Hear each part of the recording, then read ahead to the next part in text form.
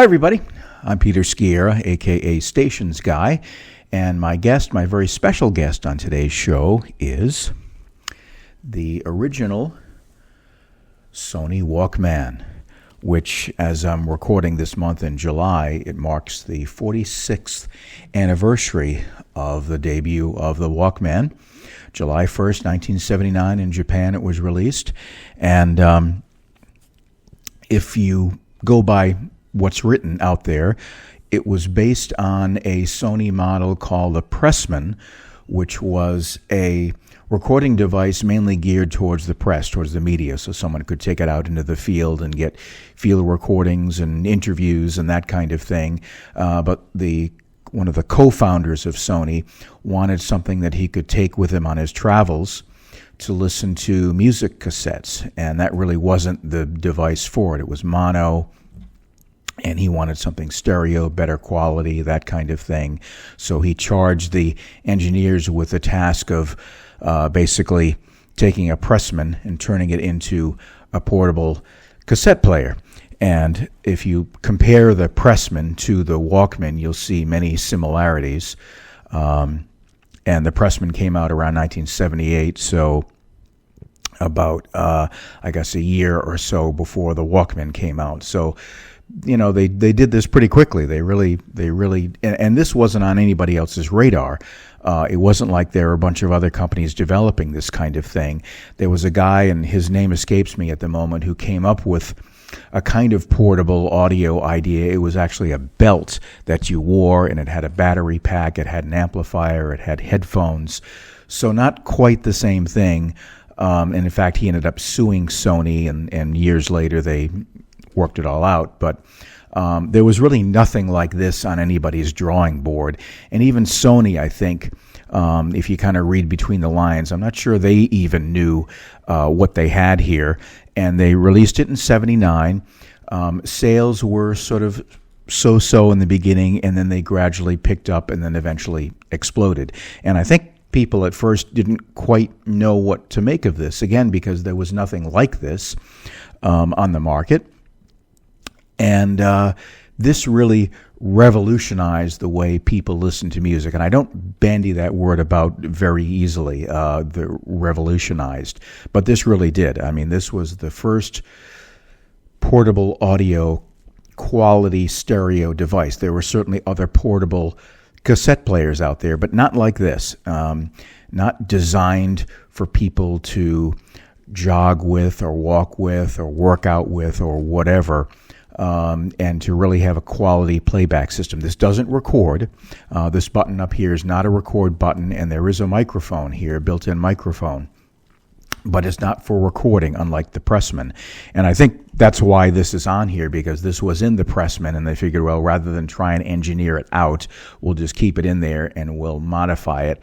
And so what they did was, if you press this button down while you're listening to music, it'll lower the volume level and turn on this microphone.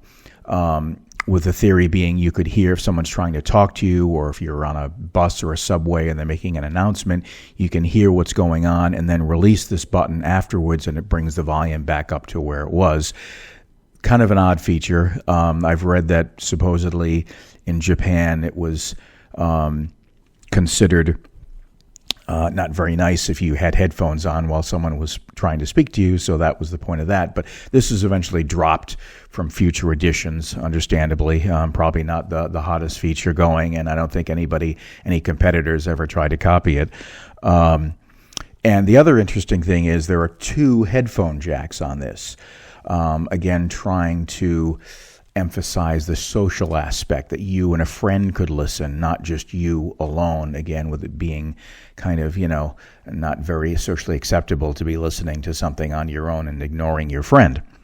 Now, if I understand the history, the very first Walkman was like this one, but instead of saying headphones A and B, it actually said guys and dolls.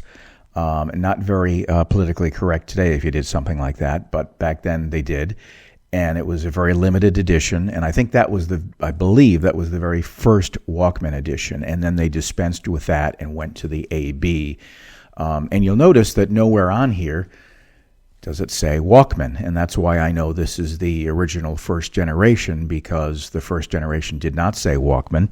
And I think that maybe because, although they had come up with a Walkman name, they didn't really know quite what to call it. They weren't fully on board with a Walkman name yet. In the U.S., they were marketing it as the Soundabout, which I guess is a take on a roundabout. In the UK, it was called a Stowaway, and in Sweden, it was called the Freestyle. But ultimately, they named it the Walkman, and they did a running change in production to have the Walkman name down here. Stereo's really big here, and it's because this was a big deal. There wasn't anything like this, so I think that's why they really promoted stereo. Interestingly, the Sony name is like one of the smallest things on there. And again, nothing else as far as the branding goes with the Walkman name. This is the original case that it came in, the original box.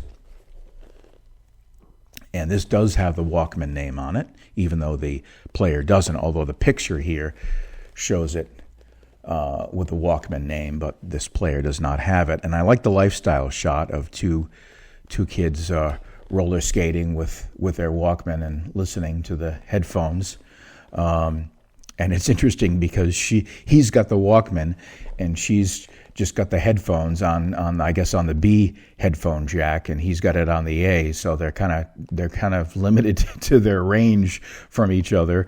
And once again, you can see that the Sony name is not all that prominent. It's big, but it's not the biggest thing on the box. Box is in really, really nice shape, and if we look inside here, we've got the various inserts, the user manual and warranty information and so forth. There's the original foam pad. Here's the original Sony batteries, still sealed in the shrink wrap. These are headphone foam covers. These are aftermarket. That's not the original. There's a demo cassette tape here, so I guess you could amaze your friends by playing these the songs that are on there. This is a little pouch that you could put some cassette tapes in and carry it with you. I believe there's a strap in here. So if you had some, extra cassettes that you wanted to listen to on your journey, you could bring that along with you. And then these are the original Sony Walkman headphones.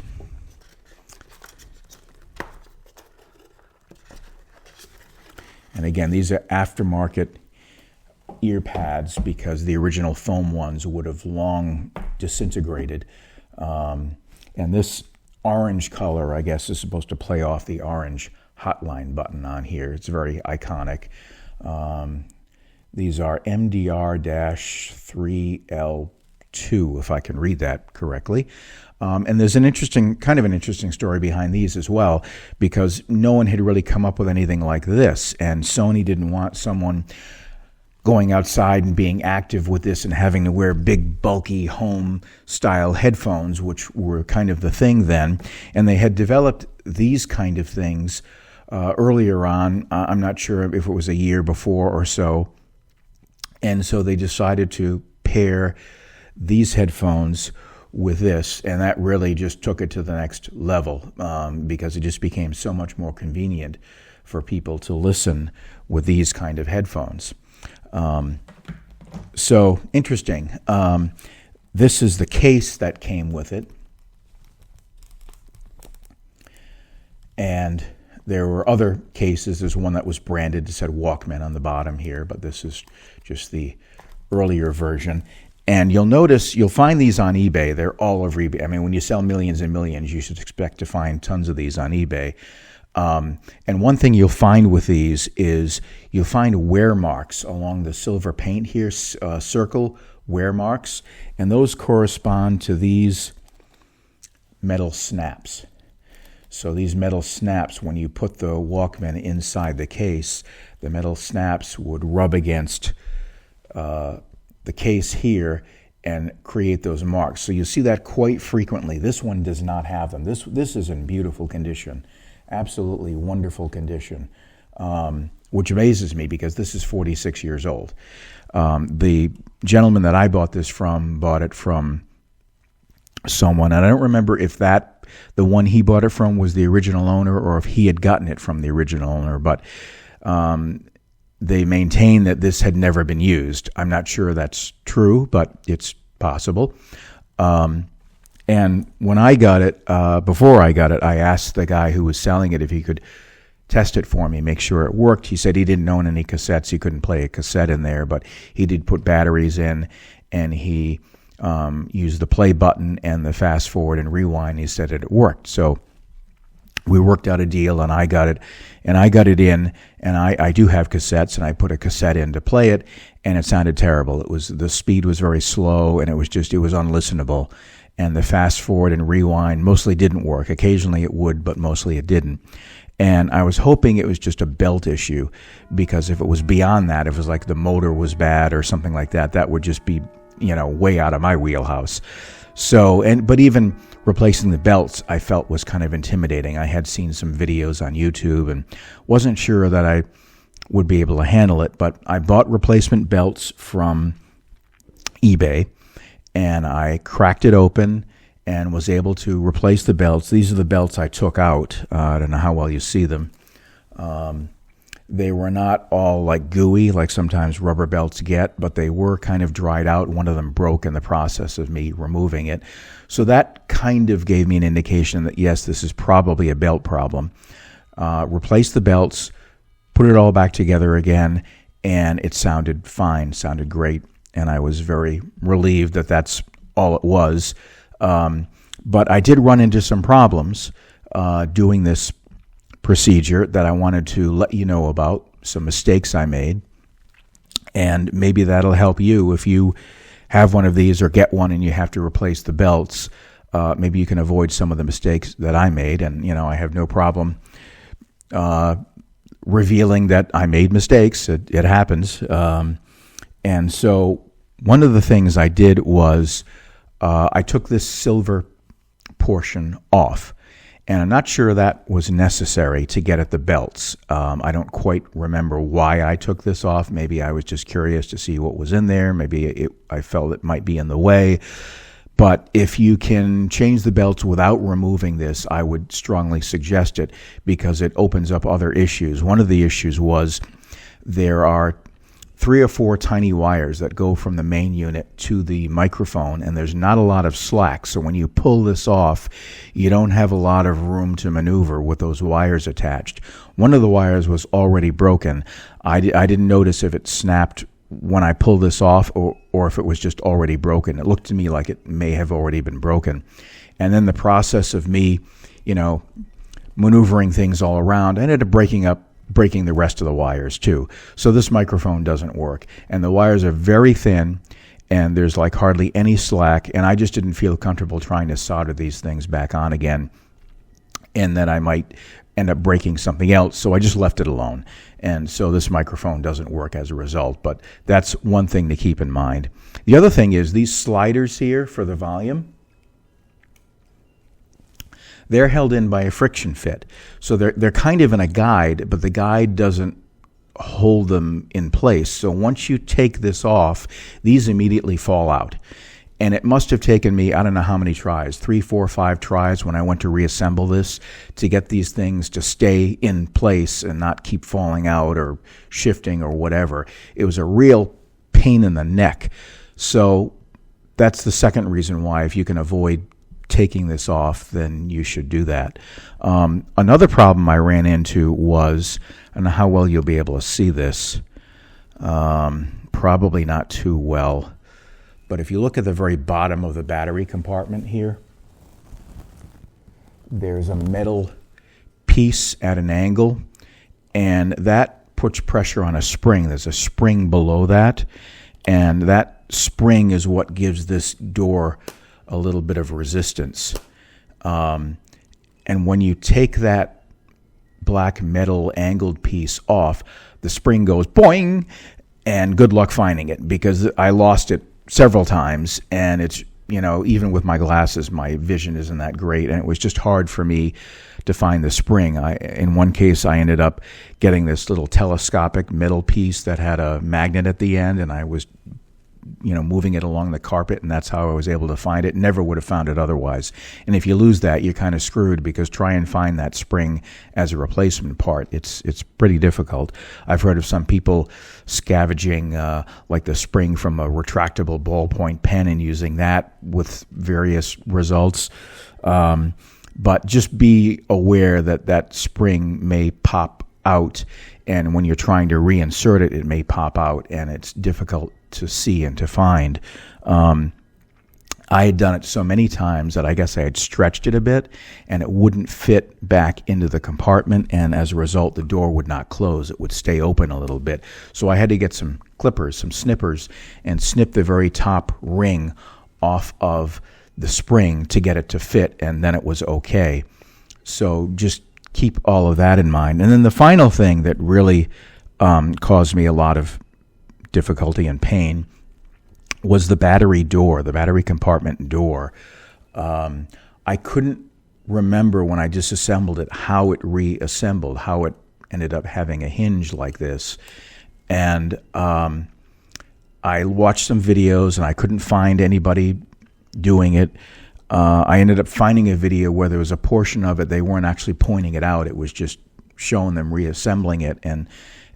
And so what it is there's a black bar that comes down that's attached to the battery compartment that I guess it kind of basically acts as the hinge. And it inserts in between this blue metal case and the metal piece behind it. So you actually have to kind of pry it open a little bit, stick that bar down inside, and then let it go back together again. So again, it's kind of like a friction fit. Then you have this very tiny set screw here, really, really tiny. If you've got kind of fat fingers like me, they're difficult to deal with. And the difficulty there is you've got the hole in the blue metal case, but then there's a hole in the metal piece behind that, and trying to get them lined up is not very easy. And I guess that's really what holds the hinge in place for the battery cover.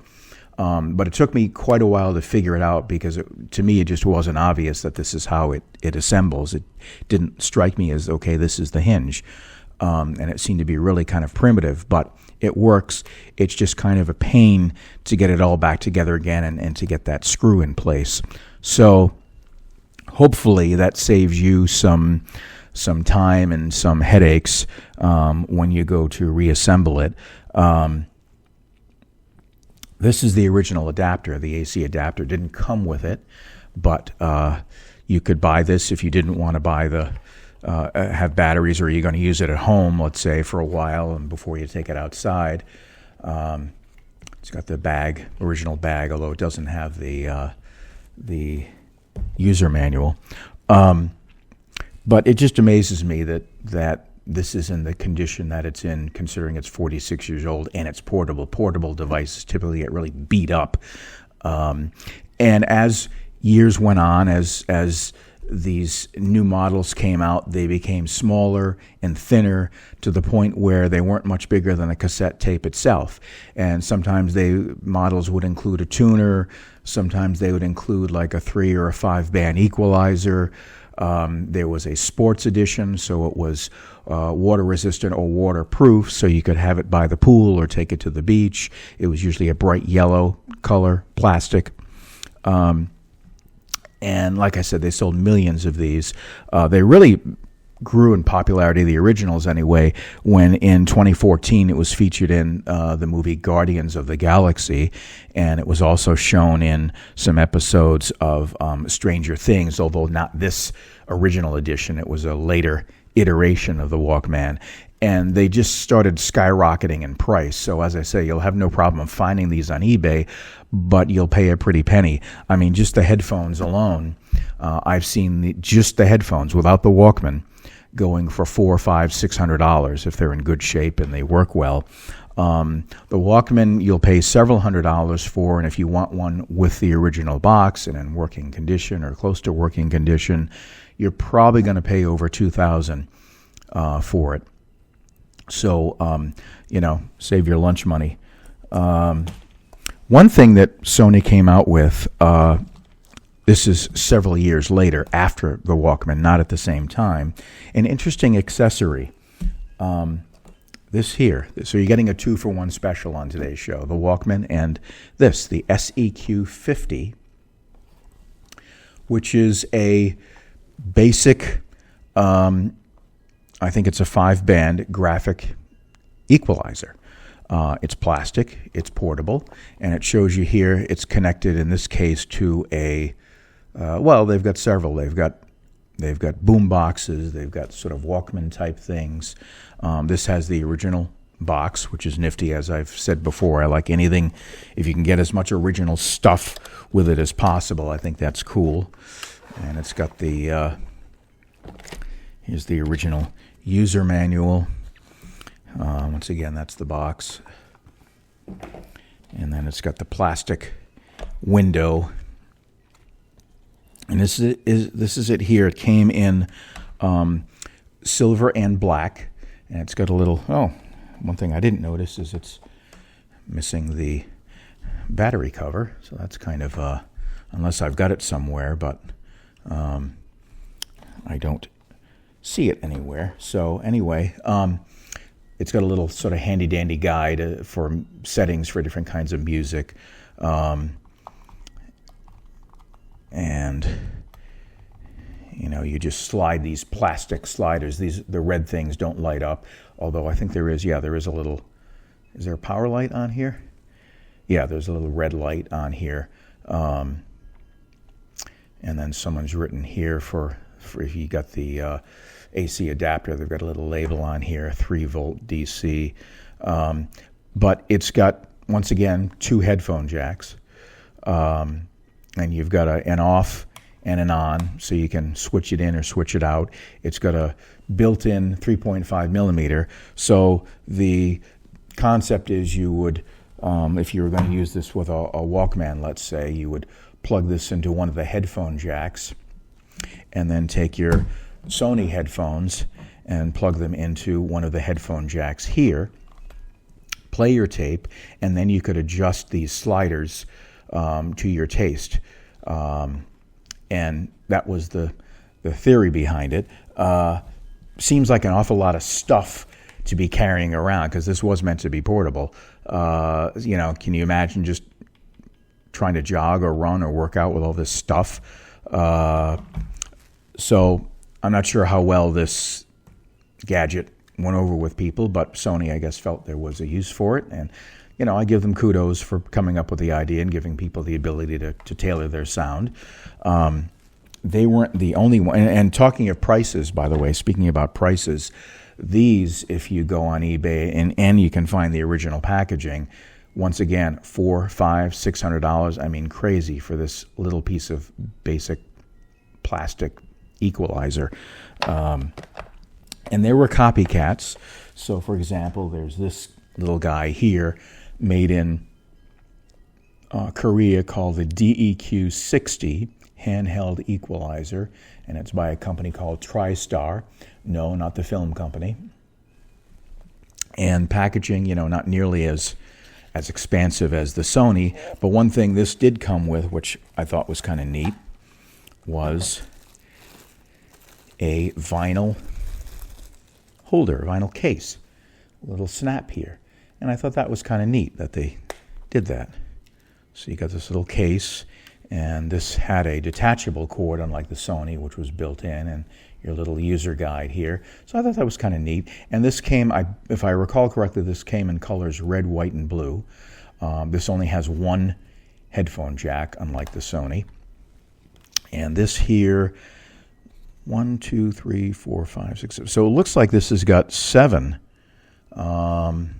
Oh no, you know what it is? It's a 5-band, and then this is a left and right gain control. That's what it is, volume. So it's not 7, it's 5, but it gives you some separate gain. Oh, okay. So I stand corrected. It is built in. The cable is built in. It's not separate. And there's the back of that, also with some guidance on settings. So, you know, maybe that's a little bit handier having a case, but it's still nice to have the case. So pretty cool. And what I'll do is I'll clear up all this stuff, and I'm going to try and get a speaker with an aux in, because this obviously doesn't have Bluetooth, and I'll try and connect the EQ to this and then run this to the speaker and then play a tape and adjust the EQ so we can see if we can hear a difference, and also you can see this in action actually playing, hopefully, if we can do that. And so I'll come back shortly and do that. Here I've got this little Bluetooth speaker. This is one of my favorite retro-inspired Bluetooth speakers. It's cute and nice design, and it's actually got an FM tuner in it, but I'm using it as an aux speaker, an auxiliary speaker. I've got the 3.5 millimeter plugged in there, and here's my portable Sony EQ. I've got the sliders all set to the center detent, which is flat 0, so there's no coloration here, and I'm going to turn it on. You can see from the little red light, this is the speaker that's plugged into it. Here's the hardwired 3.5 millimeter that I've got connected to headphone A of the Sony Walkman. Now, I can't play commercial music because I'll get flagged and flogged and whatever else they'll do to me for playing music that I didn't pay a royalty for. So I'm going to use this, which I've used in some other videos I've done. It's a digital storage device in the form of a cassette tape. You can load music on here. It's got a rechargeable battery. It also has Bluetooth. And it has this nice color touchscreen display. And so I'm going to go back here and select a song. All of the songs I've got on here, which is maybe just a half dozen, are royalty-free, so I don't have to worry about anything there. So I'm going to play something called Speedy Gonzalo, and it's playing now. So I'm going to put that in the Sony. It's funny, here's something 46-year-old technology and fairly new technology blending together. It's kind of nice. I'm going to hit play. I'm going to bring the faders up.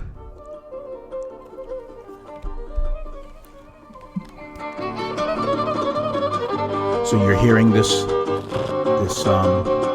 digital music playing from the Sony.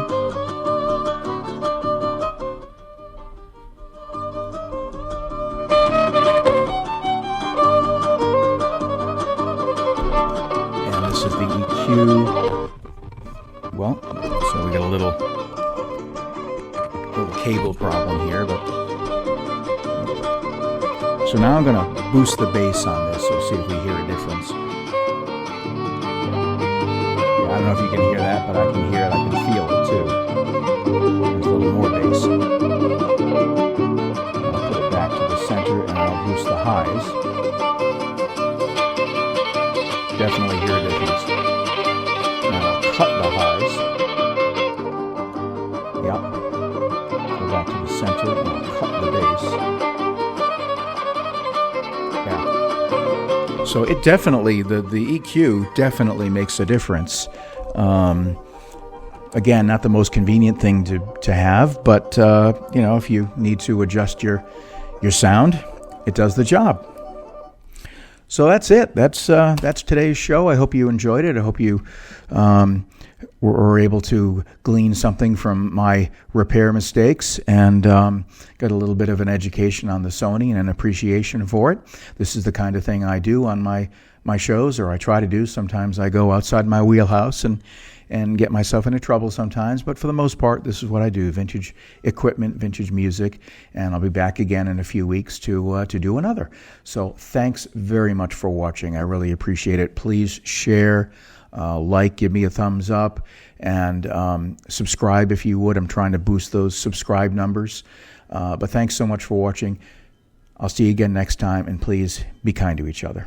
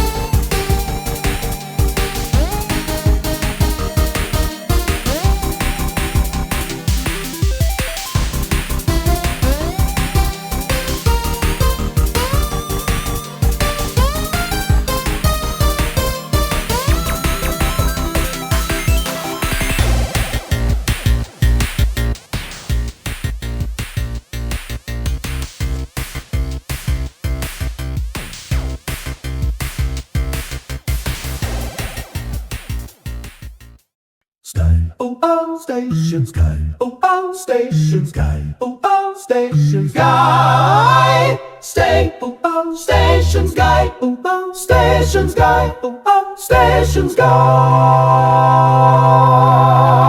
Stations guy.